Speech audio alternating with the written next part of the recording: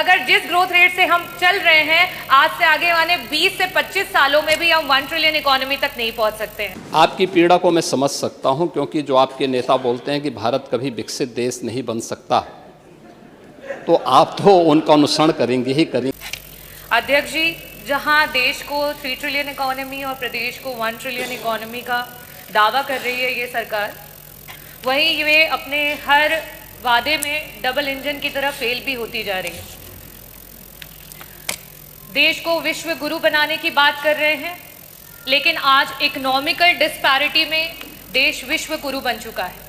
आज अमीर और अमीर होता चला जा रहा है और गरीब होता चला जा रहा है। वो स्वयं आपके आंकड़े बताते हैं कि आज पूरे देश में 60 करोड़ लोग हैं जो कि राशन पे आश्रित हो चुके हैं, और प्रति वर्ष 6 करोड़ लोग ऐसे हैं जो आपकी गरीबी रेखा से नीचे चलते चले जा रहे हैं।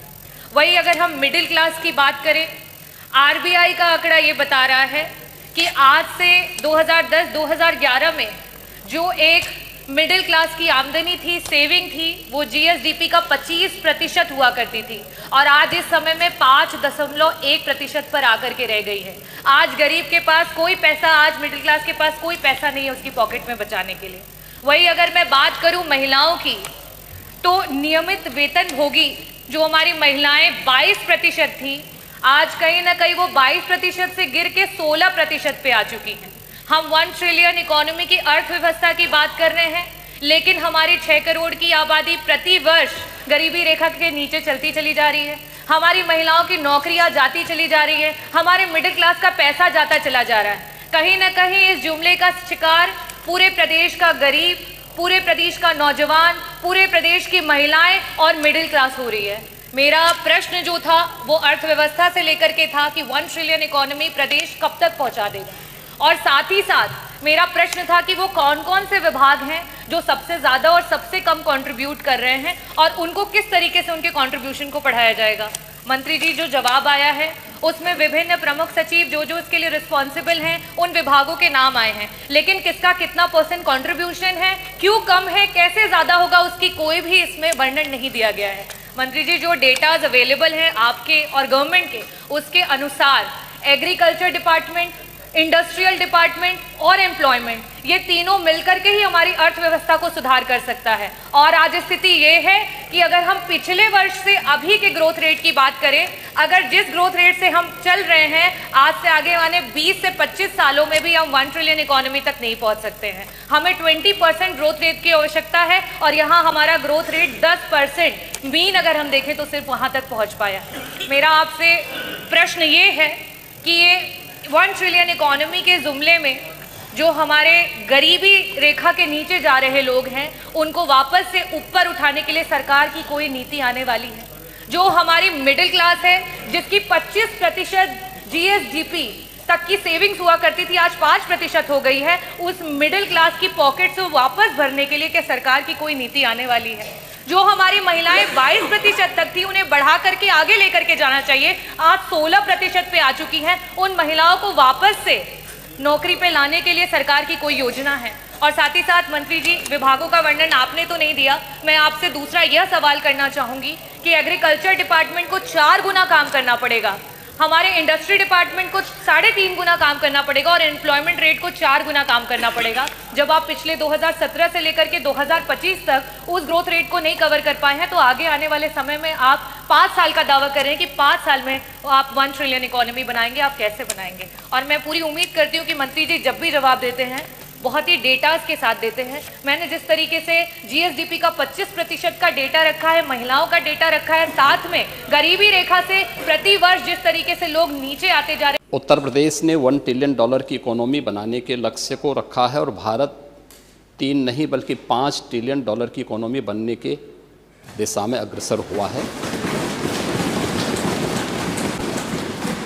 आपकी पीड़ा को मैं समझ सकता हूं, क्योंकि जो आपके नेता बोलते हैं कि भारत कभी विकसित देश नहीं बन सकता, तो आप तो उनका अनुसरण करेंगे ही करेंगे कि उत्तर प्रदेश कभी $1 ट्रिलियन की इकोनॉमी नहीं बन सकता। ये वक्तव्य आपका अपनी पार्टी के अनुसार, समाजवादी पार्टी की मंशा के अनुरूप उपयुक्त ही है, लेकिन भारत आज दुनिया की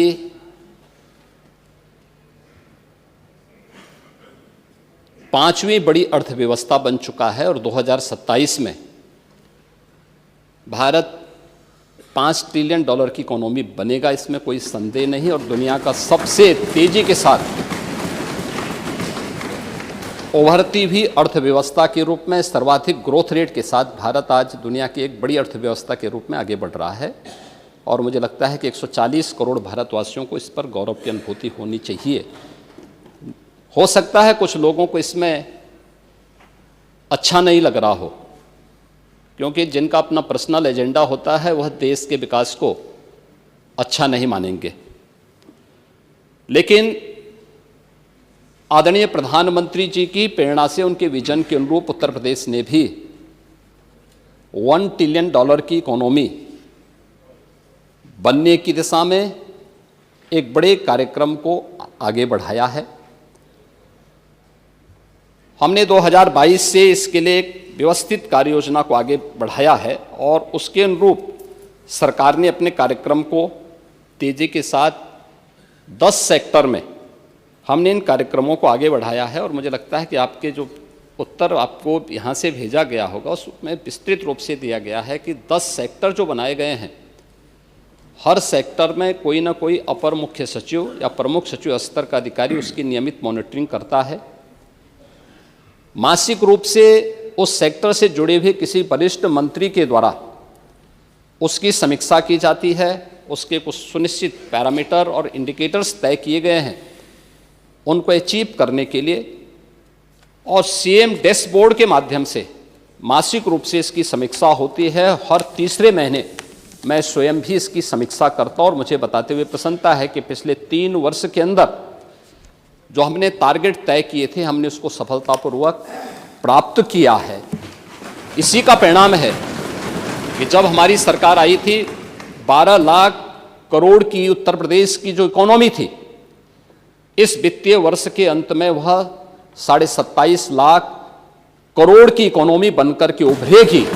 और यह उन स्थितियों में जब हो रहा है जब पूरी दुनिया आर्थिक मंदी के दौर से इस देश दुनिया की वैश्विक महामारी कोरोना के बाद उस दौर से गुजरी थी।